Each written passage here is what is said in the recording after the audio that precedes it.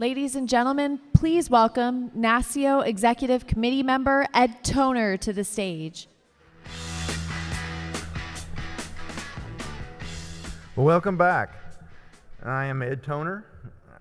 I feel like I should be in front of the legislature. I should spell it, right? E-D-T-O-N-E-R, just for the record. I am the CIO for the great state of Nebraska and member of the NASCIO Executive Committee. Hope everyone's enjoying the session. Feel free to move forward if you guys want to. Kind of spread out.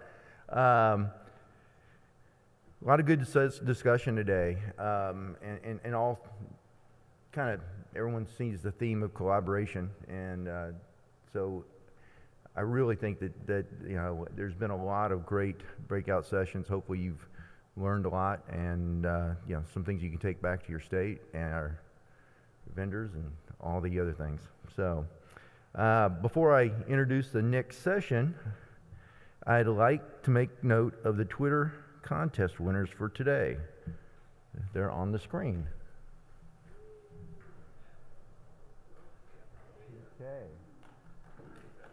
So Anthony Puzo, Jason Taylor, and Deborah Snyder. I wasn't going to call out the names, but those are ones I could pronounce. So I'm good.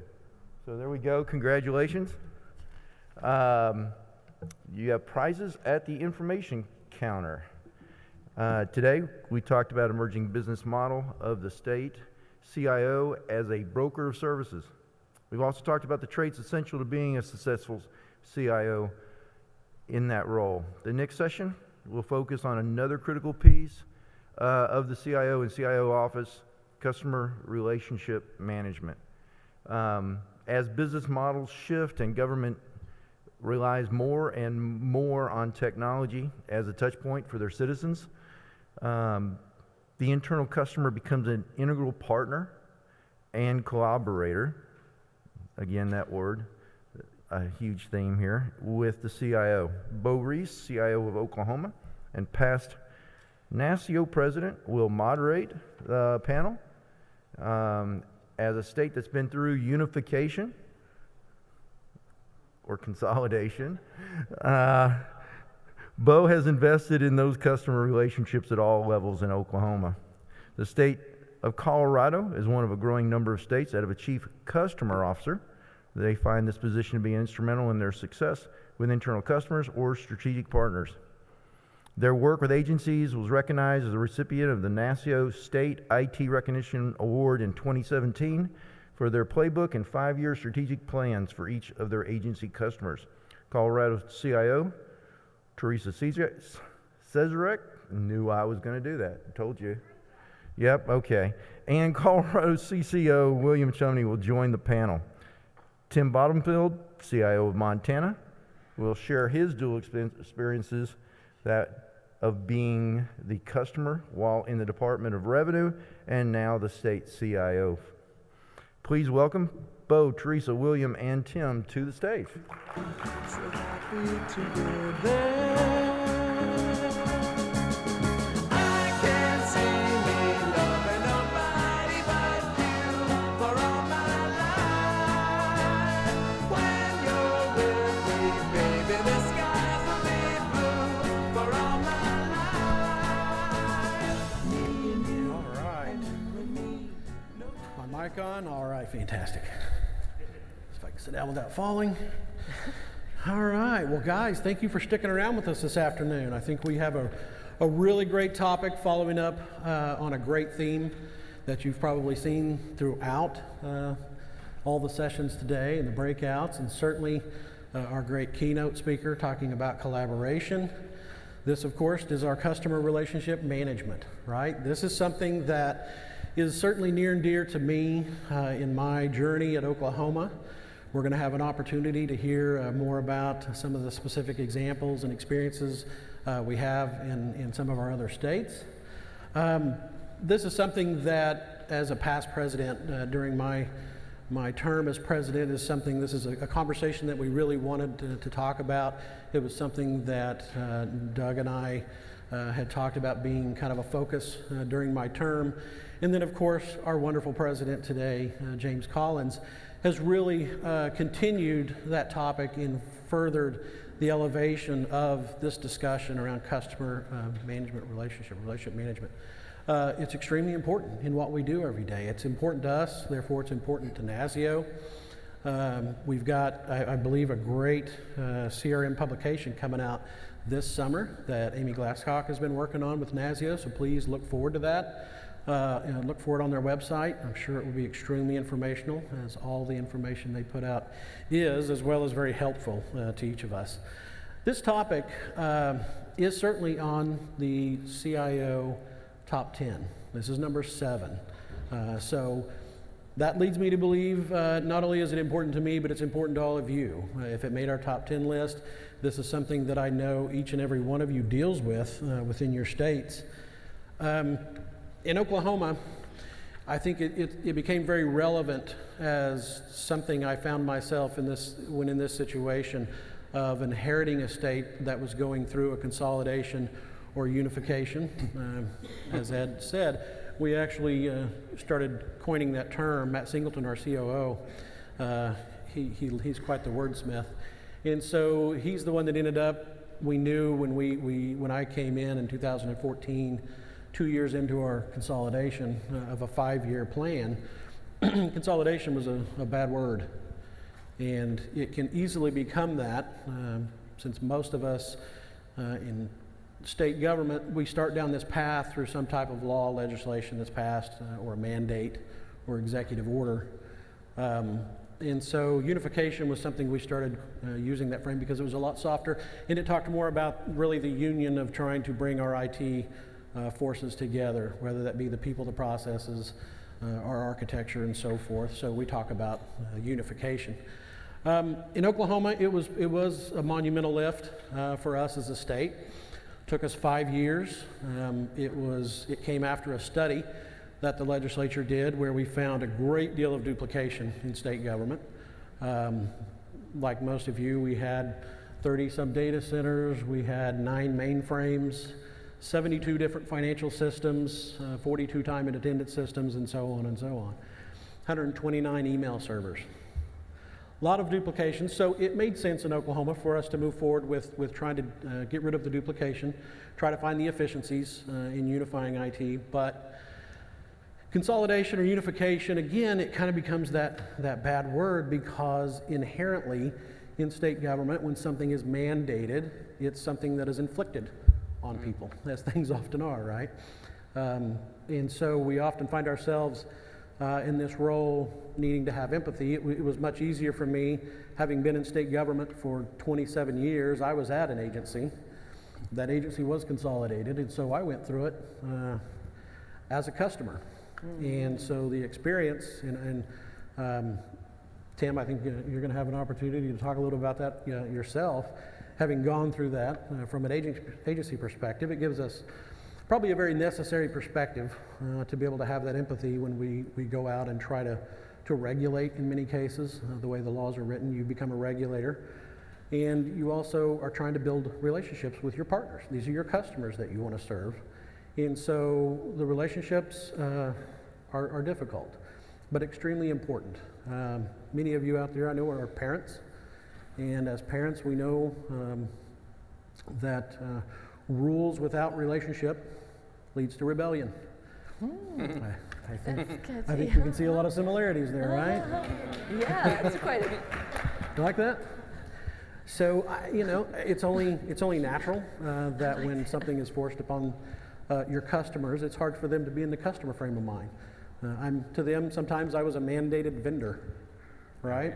And Doug often talks about, the challenges we have of the customers feeling like, hey, you're not the boss of me. And I think, I can certainly relate to that. Growing up, I had not 1, not 2, but 3 older sisters.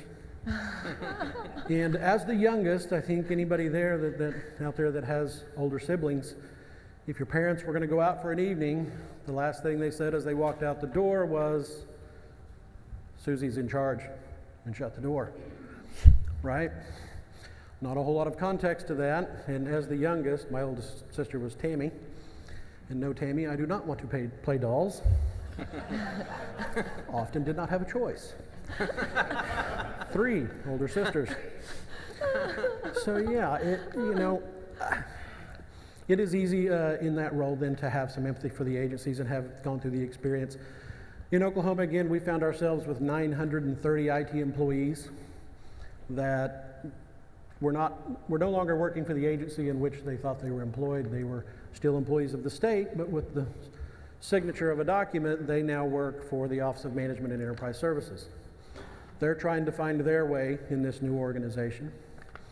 I have 183 customer agencies or affiliates. And so as a new organization, we're struggling to figure out and build that customer relationship mentality of how do we serve 183 people, right? I mean, they often would tell me my job was to make sure that I had 183 minimally dissatisfied customers. I think we can do better than that. We found ourselves working with staff trying to really change the culture and really addressing the culture of our organization and make sure that we were customer-centric, that when we went out and met with our new agency customers, that we were listening to understand, not just listening to respond. I think inherently as IT professionals, we're not great communicators.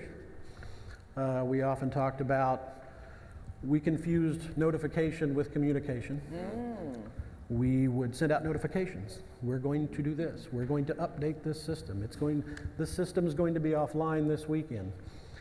We often felt we had communicated that to our customers. Well, we were notifying them, not communicating with them. And those were some of the things that we had to learn along the journey, right? That's why we talk about unification or consolidation being a journey, is you've got a fairly young and new organization that's really trying to find its way and figure out where the challenges are and where they need to focus growing and maturing. And I'm trying to serve customers, these agencies that some of them have been around 10, 20, 30, 40 years. They're very well developed, right? They have processes and procedures that are inherent to them, and I don't fit into that model, nor do I have a lot of structure myself.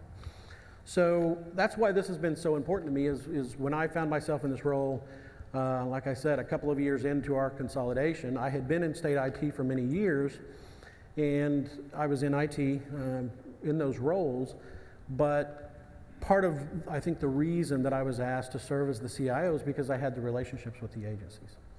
And as the governor and leadership found the challenges were mounting, the grumblings were growing, and they knew that they were going to have to go back and address these agencies and start having the relationship built between the customers and the IT services. So that was really my role, and that's why it was so important to me, because I knew when I came in, I was to go out and really leverage those relationships I had, build on those and make sure that we were communicating, that we were listening to understand, and that we were hearing what their concerns were.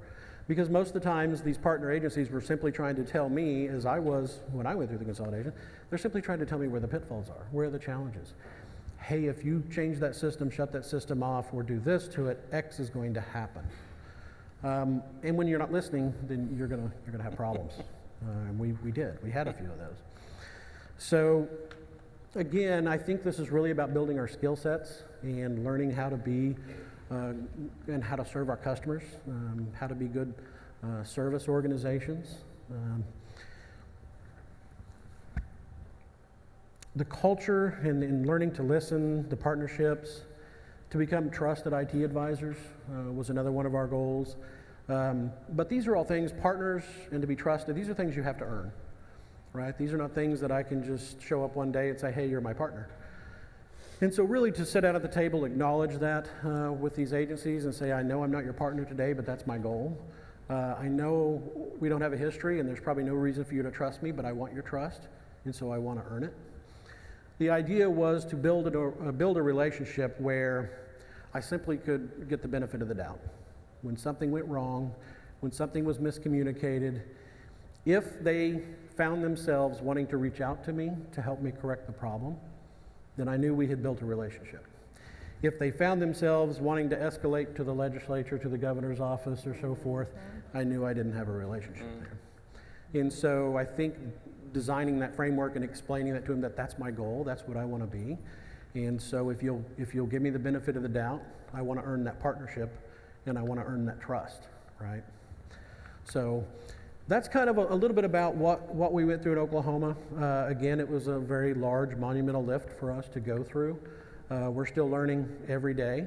It was certainly the right thing to do in Oklahoma, but again, I think having these types of forums and continuing to leverage each other's experiences, and that's what I think is so great. The panel you have up here today, I think is going to be a good, diverse view from different perspectives. Colorado being here, that certainly they not only have been down this path, but they're further down the path than a lot of us.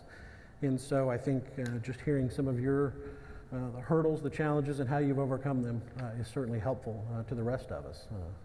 That's what makes NASCIO so great, is it's really a learning community that gets to come together and share these types of things. So with that, Teresa, I'm going to turn it over to you and let you tell us a little bit about your journey in Colorado and how you've built your customer relationships. Okay, hello NASCIO. So I'm Teresa Cizurek. I'm the new CIO for the state of Colorado, up here with William Chumley, our Chief Customer Officer, and together we're going to tell you a story of where Colorado has been and where we are now with regards to managing the relationship with our customers. And so, first question is, well, who are our customers? And so we are a consolidated state, and so we, rather than 180 agencies, luckily we've consolidated down to where we have like 17 consolidated agencies, so Department of Revenue, Department of Transportation, Department of Corrections, and those by statute are our primary customers, which we like to talk about as clients or partners. They, of course, serve the counties. We have 64 counties in the state of Colorado, who then are working with the municipalities and all sorts of other districts, like fire districts. But they ultimately are bringing the services to 5 million residents in the state of Colorado. And so, and over time, we are going beyond looking at the agencies just as our customers and really looking at the citizens as our customers, and how can we, especially when we're moving towards more virtual government services, serve those citizens. So in addition, however, and we provide certain services to those agencies, which William will help me explain.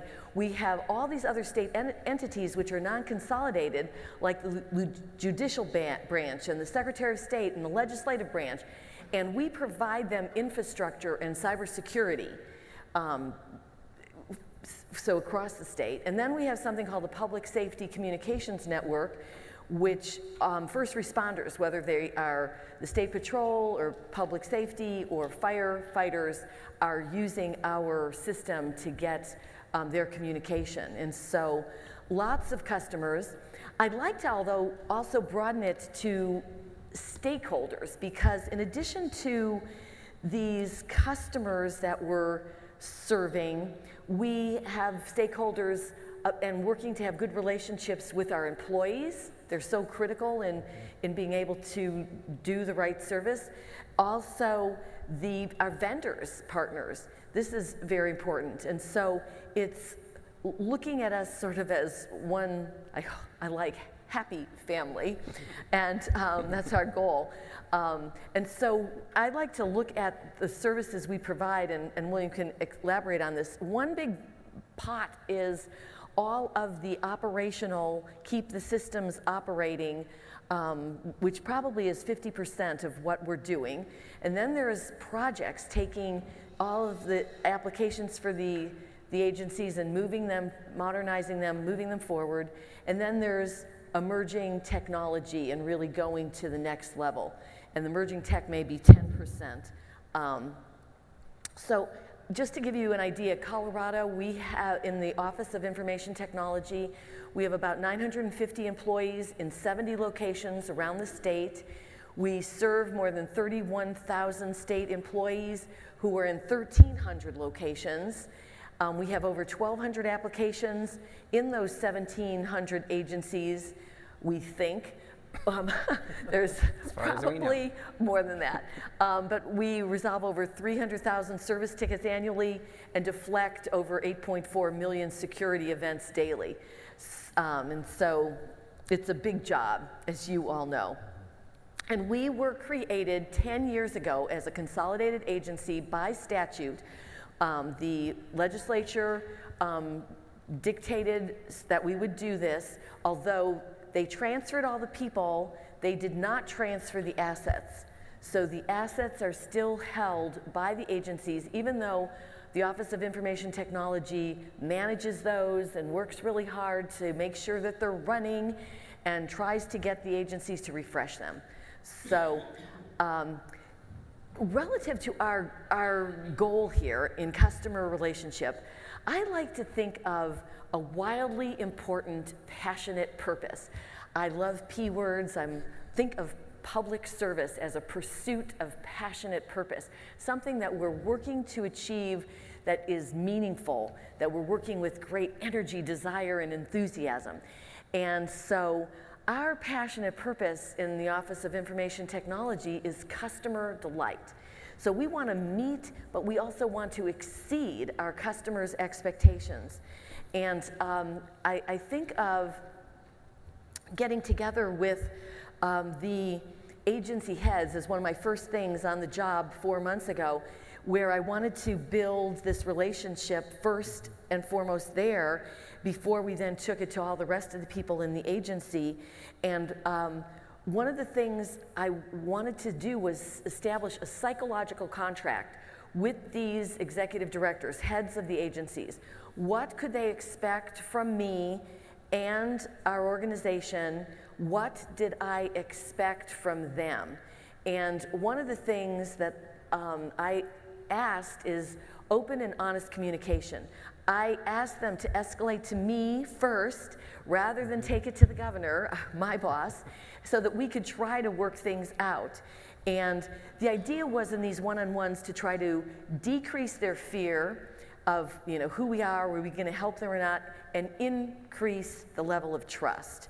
And so from those one-on-ones, which were a challenge to schedule, and frankly, everyone's calendars are so packed, but sometimes they didn't really want to do a one-on-one. They said, well, let's do a larger group, and we brought in William and the rest of the customer office there.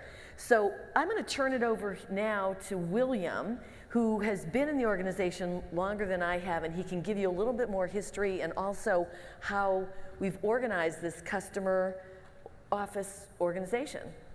Sure, thanks, Teresa.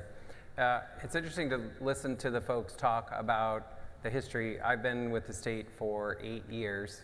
When I first started, all of the applications developers, server administrators, network folks worked for me in an agency. I was at the Department of Revenue also, but I was still part of OIT. So within a month, all those people were ripped away from reporting to me and consolidated inside different teams in OIT. So we kind of did it to ourselves twice.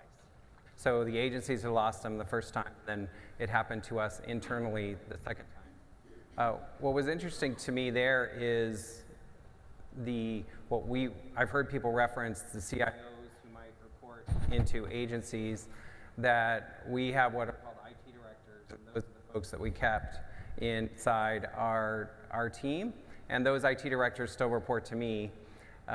And so from the beginning, it was very much establishing what's the relationship, what's our commitment. The first things that I did starting in this role, and this role has actually existed for 6 years in Colorado. So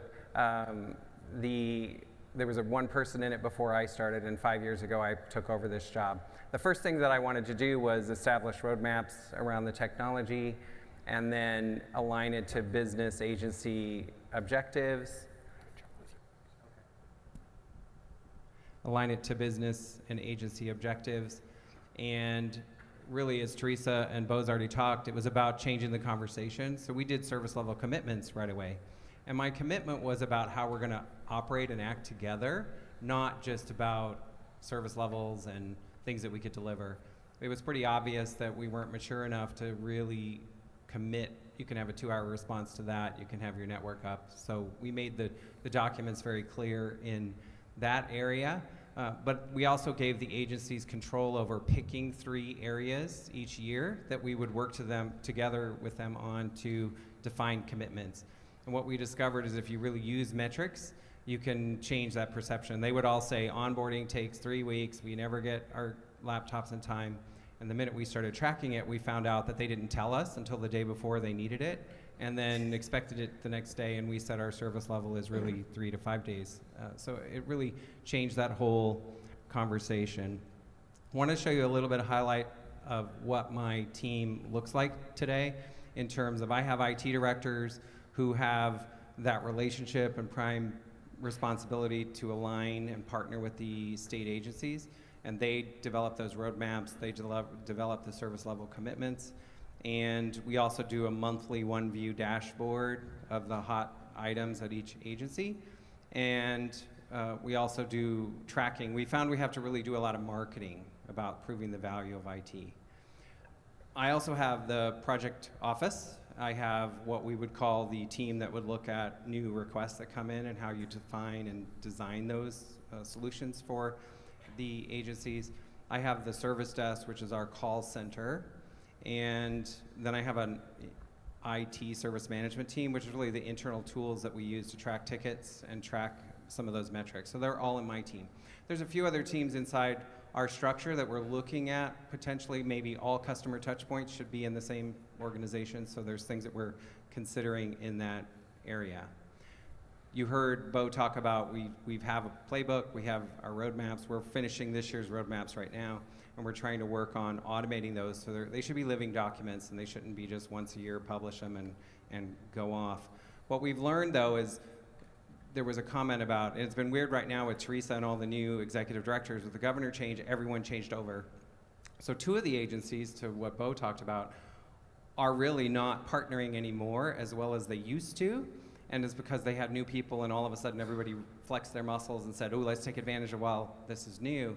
But one of the agencies happens to be Labor and Employment in Colorado. They've taken our roadmaps and pushed it all the way down in their divisions. So they totally control every program, every application. They can tell you everything about their business, which is the way we communicate it. I think my job is to make the customer and the business run its business. We'll come and bring IT support to you and tell you the questions you should be asking. So we'd be happy to share any of the documents and any of the items that you hear us talking about. Here's some examples of just the one-pagers on the left, and then we do a year in review for each agency and show them the things that we've done for them, because it's really easy to get to the end of the year and they just remember, what have you done for me lately, and yesterday my phone didn't work, and this happened today. And so it's an interesting challenge for us. And then here's just some statistics of the last 2 or 3 years that we've been able to work on in terms of, we do surveys with the agencies. We do use Net Promoter Score, and we use that in the first few years to really show that we were a minus 98, and to get over 0, to get a few people saying, half the people saying they would use us was our goal. And then we've turned it into a customer service index now, so we put a few things together about uptime and surveys to give us this service excellence score. And then really worked on maturing, especially call center resolution. And we have 92% first call resolution if you call into the service desk, and we want to implement a lot more self-service capabilities. And we can talk a lot more, and hopefully we get a chance to ask some questions. But that's kind of high level of what the role is in Colorado, and happy to help you out anytime. Thank you both. It's always fantastic, somewhat of a relief when I hear other challenges from other states, and at least I'm not alone, right? We did a customer focus group last month, and it was fun. We had probably 30, 40 people from all the agencies, and they got their complaints out, and that was one thing they said is, we just know we're not alone anymore, that we don't like some things that happen to us, so it's always helpful. And I think a lot of states, from a lot of the other CIOs and others that I've talked to, we all do share a lot of very similar challenges, and that's why I think it's very interesting. Most states seem to be on this very same path, so it seems like the evolution of the CIO and the IT role in state government is, at least it's consistent, but most states are just at a little different point in that path, right? I know, Tim, your experience is somewhat different in Montana. Montana is not a consolidated or unified state, but you yourself, having came up through another agency before finding yourself now in the CIO role with these responsibilities, sometimes those responsibilities being one of a regulator, and then also trying to build the customer relationships as well. You want to tell us a little bit about your experience and maybe how your experience from the other side as a customer maybe prepared you a little bit for this role? Yeah, okay, thanks, Bo. First of all, I've got to say, how the heck did I get up here? So I got to start that because I have to tell a little bit of a story about how I was an agency CIO and how I am in this position. And there's one particular person out here in the audience that I have to blame for me being the state CIO, and that's Ron Baldwin, because he left and somebody had to fill his shoes. So, but I do appreciate all the work that he did while we were colleagues, and we had a great relationship. And I think I need to preface whatever I say with that, because I didn't inherit a mess. I really inherited a sound organization. So that's really important to know, and I'm very appreciative of that. So I ended up, I left Auburn University and I went out to Montana and I became the CIO for the Department of Revenue. First week on the job, I realized that, wow, this security stuff's pretty important working for the Department of Revenue. And I came from kind of like the wild, wild west in a university setting. So that was a shift for me. But I think that was part of my, the process of understanding where I was in state government and the relationship that I had to an enterprise. And I will say that I kind of view consolidation as, I think everybody has a different length of a path. I don't think the path is a set distance. I think it's what's right for your environment, for your state, for your organization. So we're partially, if you want to talk about full consolidation, I would say that the state of Montana is partially consolidated, and we're consolidated on the infrastructure side. So under my predecessor's leadership and the governor's support, about 3 years ago, coming up in July, there was an executive order that was signed that basically mandated that all executive branch agencies would house all of their hardware and services and get that support to the state data center. That was completed in about an 18-month period. So that's where we are today with consolidation. We certainly talk about it quite often. Is that the end of the path for the state of Montana? I think there's always discussion for definitely on the security side, and for efficiency's sake, we need to do everything that we possibly can to make sure that we're spending the citizens' money in an appropriate way.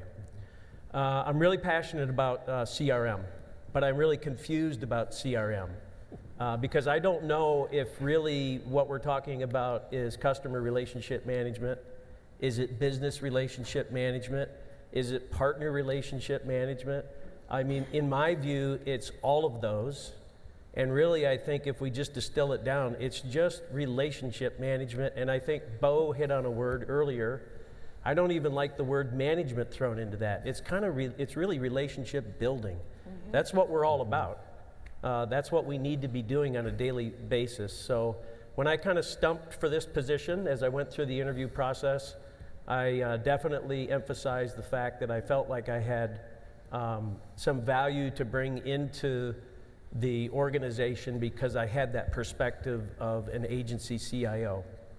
And one of the things for me, at least for me and my leadership abilities and needs, was I needed to have a great understanding of the landscape that I was coming into.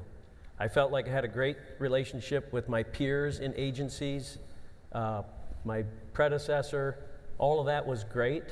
But did I truly understand the agency's business? And I think that's where I really wanted to really get immersed and really understand everything that they do and how I can help them. So I hit the ground literally running. I wore out shoes. I'm still wearing out shoes because I set up monthly meetings with every agency, executive branch, non-executive branch, even within the Department of Administration where I am, I set up meetings with division administrators. So I have about 30 plus monthly meetings. I go to their office. I get on their turf. They can invite anybody they want. And I go and I listen primarily. To me, I heard the quote that listening is your most important superpower. And I really take that to heart. And I can tell you that the feedback that I get from the agencies in a variety of different ways tells me that they appreciate the listening. They need to be heard. And that's the only way that I can understand and get that information to my staff on how we can best help them. So I've taken a little different approach to, we'll stick with CRM in my organization. Through many organizations, we typically have individuals that are tasked specifically with that role. They might be business relationship managers, they might be customer relations managers, or whatever we want to call them. But where I really focus is I don't necessarily feel that I need somebody to be designated as an FTE with those skills or that task. I want everyone in my 170 person agency to have a role in business relationship management, customer relationship management. It's a part of their job every day when they come in. I want each and every person to be able to be a relationship builder. That's really important to me, and I'll give you maybe a picture to help you better understand that. How many times have you communicated to a group of individuals in your organization and your expectation was that information was going to filter down through the ranks? Right. And it doesn't happen. It happens to all of us. Yeah. And I think that was the thing that opened up my eyes more than anything through the process of being an agency CIO, coming into this role. I want everybody, whatever tier you are in the organization, to take on the challenge of you communicate with your peers across the agencies, within the agency, because it's also very important to have a really good understanding of the communication and the relationships that are built within your agency. If you don't have that that groundwork fixed or working well, it's going to be difficult to do it externally. So that's kind of the philosophy and the approach that I've taken to this. It's not perfect, and one of the things that you do when you put yourself out there is you learn about the places or the areas that you need to fix and work on, and there's a lot of work for us to do. That's the road that we're on right now. So I've kind of done that for the first year.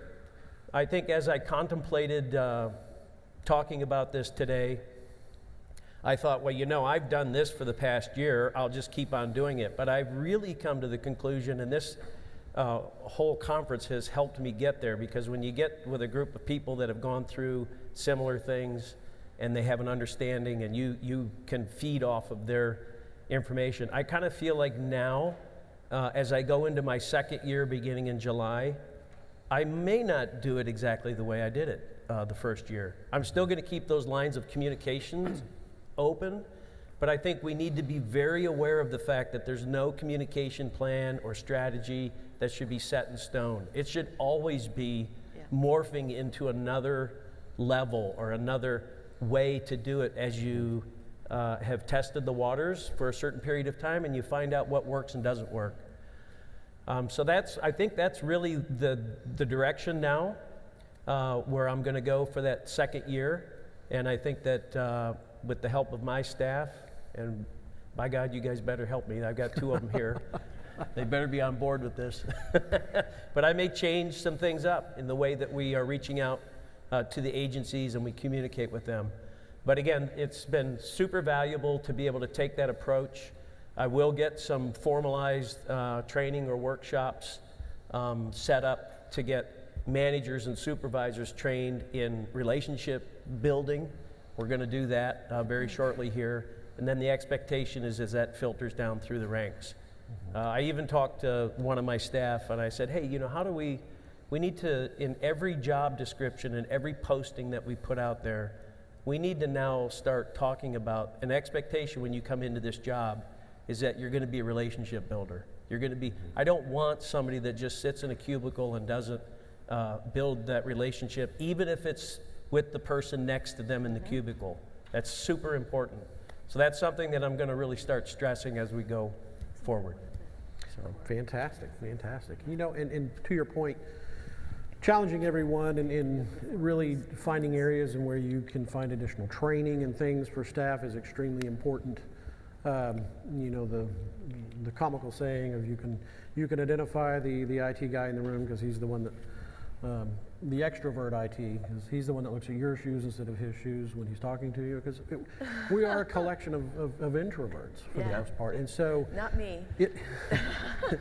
it does take a lot of practice in some cases, and you can't just put somebody in a role and say, hey, I need you to go be good at this. Yeah, that's Right? a typical one. Just like with a technology skill, that's something that really can be learned, and I think it is a skill set. And so in Oklahoma, we've gone through several iterations of different customer service training. They've been extremely beneficial. There's some very talented individuals out there that can come and do these types of trainings with your staff and help you overcome some of those challenges. Some of the other things we've done in Oklahoma to really make sure that we're engaging with our customers and having opportunities to listen is we put together these user groups. We call them governing bodies, because the methodology we're trying to follow is we don't make business decisions for the agencies, right? We want them to make the business decisions. And so we often tell them that, you know, their job is to be the what and we're the how. So we want to help them find the solutions to their problems that they need solved. And so we created these groups, and by and large we've done them in verticals based on the governor's cabinet.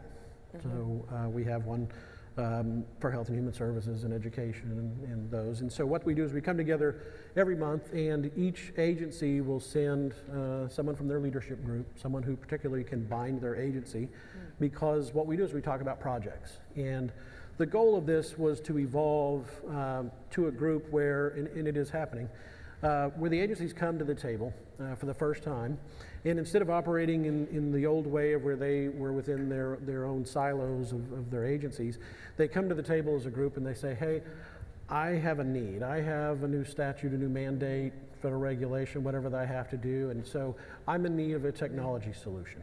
And what they're doing is they're asking the rest of their cabinet around the table, does anybody else already have that solution? If you do, can I partner with you on that? Can I use that same solution and share the cost? And if nobody has that solution, does anybody else need it? Can you partner with me in that need, and we'll partner with Bo and his team, and they'll go help us find a solution to meet that, and we'll share the cost. We've created in Colorado something called an IT steering committee, which would be addressing statewide needs. And then we're working on the idea within the cabinets, the health cabinet or the rural cabinet, of dealing with these user groups. I mean, you might mention, I mean, we are working to have, in addition to the steering committee, which is at the executive level, a user conference. I do like that, Bo, that we have a group inside IT that would solve or try to look across the agencies and find enterprise opportunities. I really like the approach, though, of flip it and put it on them to say, hey, come and ask your partners, your peers for things, because they don't often think about, we have 40 case management systems, we have 10 leave systems, we're solving the same business problems everywhere. It's an interesting attitude to flip it around. One of my mantras really is to, what are we asking the business to do for us? Because they love to order IT. And so I always try to flip it and say, well, if I do that for you, here's what I need you to do for me. And what would you expect? And I'm intrigued by, Tim, the internal customer service is really important in IT, because we don't always have those human side of the skills sometimes if we're really nerdy in what we do. So we've really tried to build that in our values and emphasize that service is the number one value, but also courage and being open and raising problems and respect for each other. How do you teach people to partner and relate to each other? I think is a key way to, if you serve yourself and your peers, then you can serve the customer. So it's a holistic look at it. But I really like that view of how do you get a conversation at the business level about business problems. Yeah, I would say that we struggle a little bit on coming up with solutions by partnering with one another. I think we have a really good formal process for agencies when they put forth a new initiative. We have that formalized information technology procurement request process. It's very formal.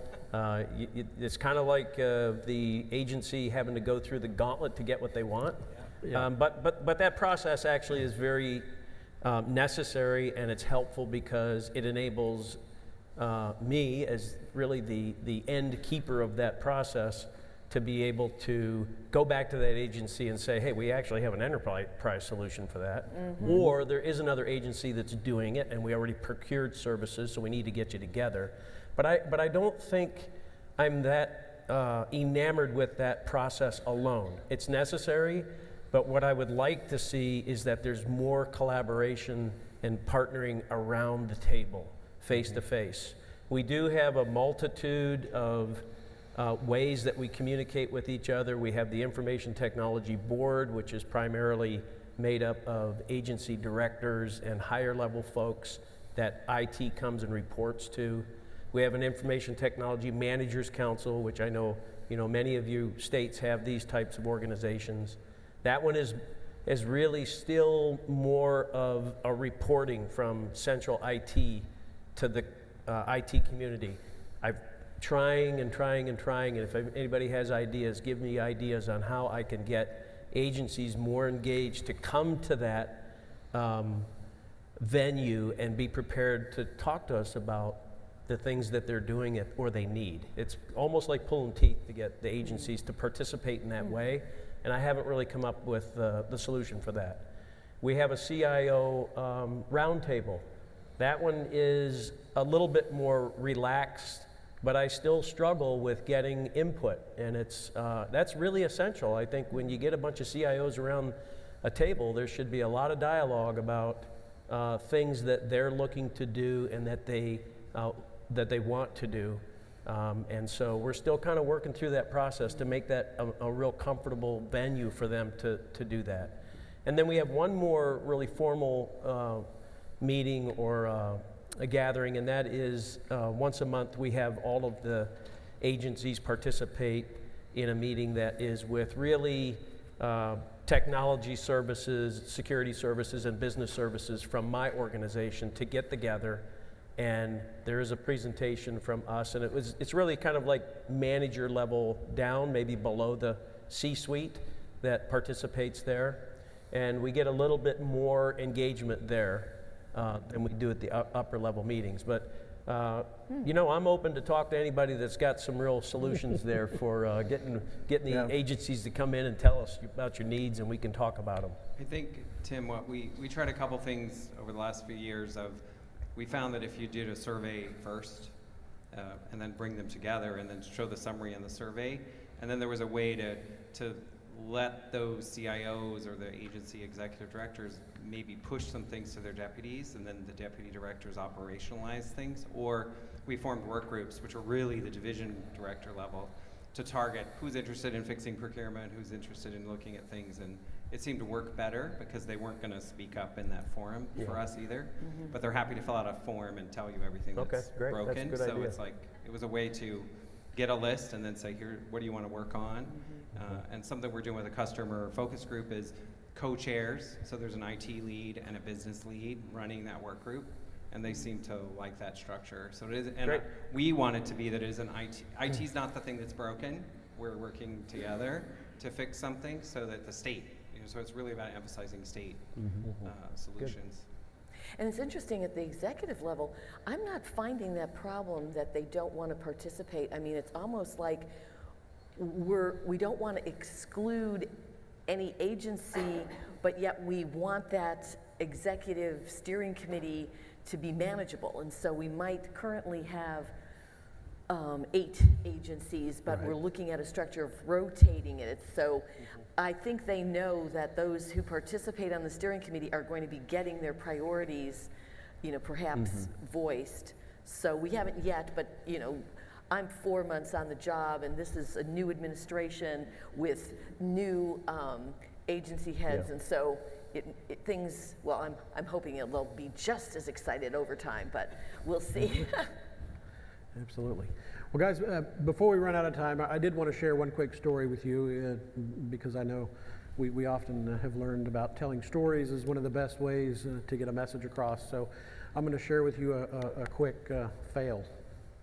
So a couple of years ago in Oklahoma, they hired a new director for our Department of Corrections, which was in dire need of some good leadership.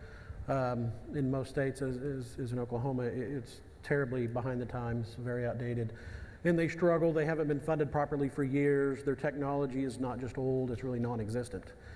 And so in Oklahoma, they hired an individual named Joe Albaugh. I'll just share his name with you. The guy, if you don't know Joe Albaugh, you should Google him. The guy is kind of a who's who. He's out of Texas, worked with George W. Bush on his campaign. He has worked on many national disasters that we've had. He was over FEMA at one time. So this is a guy that's pretty large and in charge, and when somebody wants to fix a major problem, this is a guy that comes in and can fix problems. And generally he does that by coming in and taking control and having control and doing what he needed to fix it. So Joe Albaugh comes to Oklahoma. I had been there for, I think, already a couple of years and had been in really the role long enough that I had been giving a typical spiel to our legislators who would come over to the IT department. I would give them a tour of our data center. I would show them and talk to them about consolidation and the value and all the wins and the efficiencies and, right? It's the dog and pony show. I mean, that's really a lot of what I was doing, bolstering support from our legislature. So as a new director, I had a meeting with Director Albaugh, who came over, and as we sat in my office and we did a cyber briefing and he did a tour of the data center, and I told him all the wonderful things about consolidation and all the wonderful things we can do. And I probably sat and talked in this meeting for at least a good hour, maybe an hour and a half. And at that point, it was a great meeting. He didn't have any questions, right? It just smooth all the way through. Until I get to the very end of our time, after talking at him for an hour, hour and a half, and he just looked at me and he said, that's really fantastic, but I have a list. And I appreciate your time, and he got up and he walked out. I still to this day do not have a relationship with that man. And that's been 3 years ago. I destroyed my credibility in one fell swoop meeting because I didn't listen. I didn't ask him a question. I didn't ask him what he wanted. When he got there, I simply spoke at him as if I was selling something to him. And that was just a mistake that I have never, ever forgotten. And so I hope you all that find yourselves in that situation can think back and remember this may be my one opportunity to build trust, to build a relationship, to get my foot in the door, start a dialogue and a communication, because it may be your one opportunity. He's done a fantastic job at getting funding for DOC, Department of Corrections in our state. He's got a monumental task.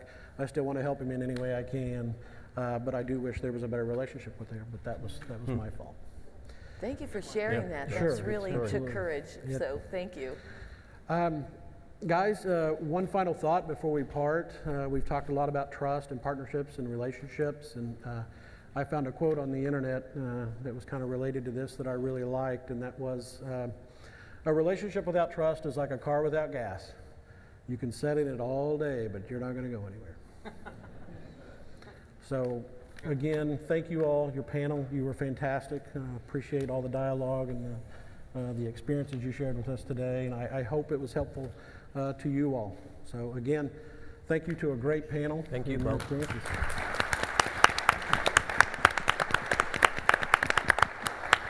Can you guys just hang out? We're just going to wrap up here shortly, but again, thanks Bo, Tim, Teresa, William. Great panel. So thank you so much for doing that, and Bo, thank you for sharing. Really appreciated that. That was great. So make sure that we're getting ready to wrap up and land this thing. I'm going to ask you guys to give me like 3 minutes. Can you give me like 3 minutes to land this thing? All right, thank you guys. I really appreciate it.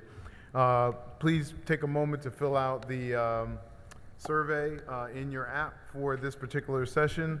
The surveys are really important because when we get to the next our annual conference and beyond that, we use this feedback to constantly improve. So you guys are creating your future experience. So throughout the sessions, we've celebrated the power of collaboration, and we'll continue to highlight those stories throughout the year in celebration of NASCIO's 50th anniversary. And I really think that Todd, you and the programs committee did a great job of elevating the conversation to where it needed to be for where CIOs are going, but somehow balance that with getting to brass tacks on TBM and managing our relationships with our partners and things like that. I'm not exactly sure how you did it, but thank you guys for great work of pulling this together. Can we give them a hand?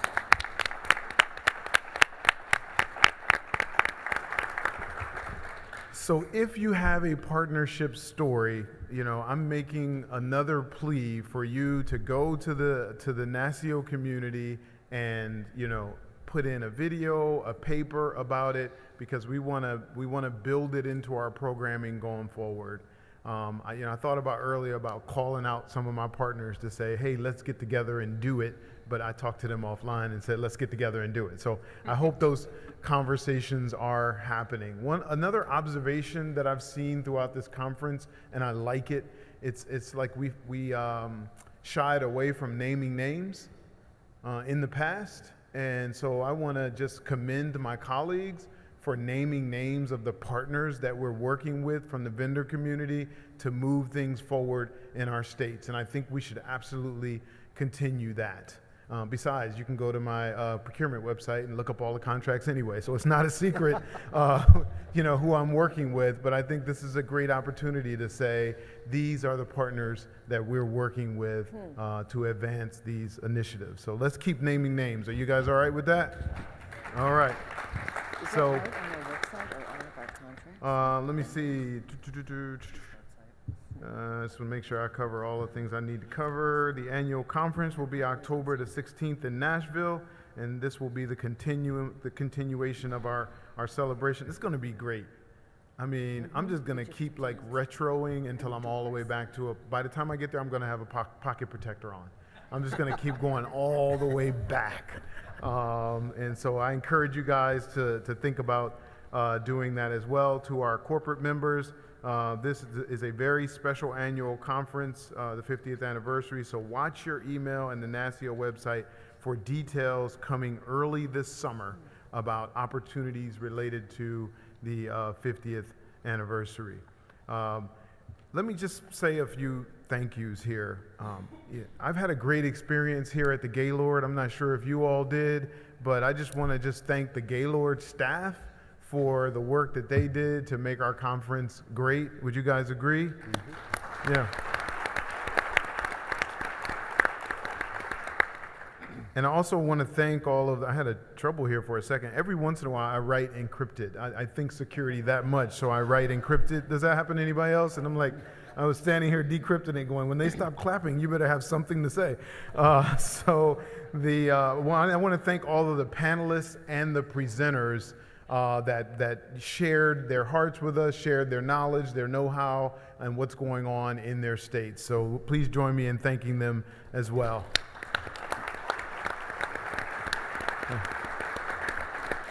You guys are getting better at this applause thing, and I really need you to go all out for this one. I want to thank our sponsors for this year for sponsoring this mid-year conference.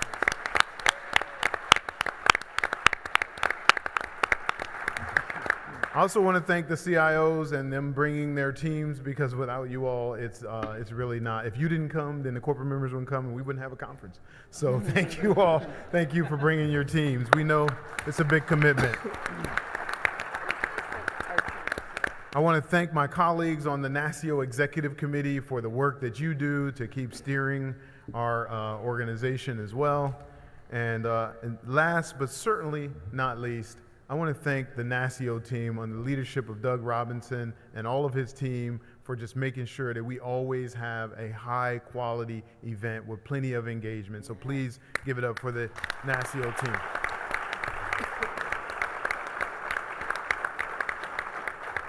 I'm really looking forward to seeing all of you in Nashville. It's going to be a great time. I hope that this week has been a time for you to kind of unplug from your normal environment and think. I hope that you've had some great collaboration with partners and with colleagues. I hope you're taking back a list of contacts and folks that you want to continue to talk with in the spirit of the collaboration talk that we had. And most of all, I hope that there was something that sparked your passion to continue the work we do. If there's something magical about a PowerPoint and these white cheers that makes our work sound neat and tidy, but it absolutely is not. And I think that we just need to be real about that. But every day you've got to keep your eye on a North Star, whether that's outcomes, whether it's digital government, whether it's getting broadband to people who don't have it. I'm not sure what your jam is. But whatever it is, you need to figure it out and keep your eye on it. So I'm hoping you leave with something that sparked your passion, that's going to give you just more energy as you go back and do your work. So thank you all for coming. I want to remind the CIOs that there's a fly-in briefing immediately following this. So please, you guys move to the front. Everybody else, safe travels. Blessings to you all. Thank you. Thank you, Dennis.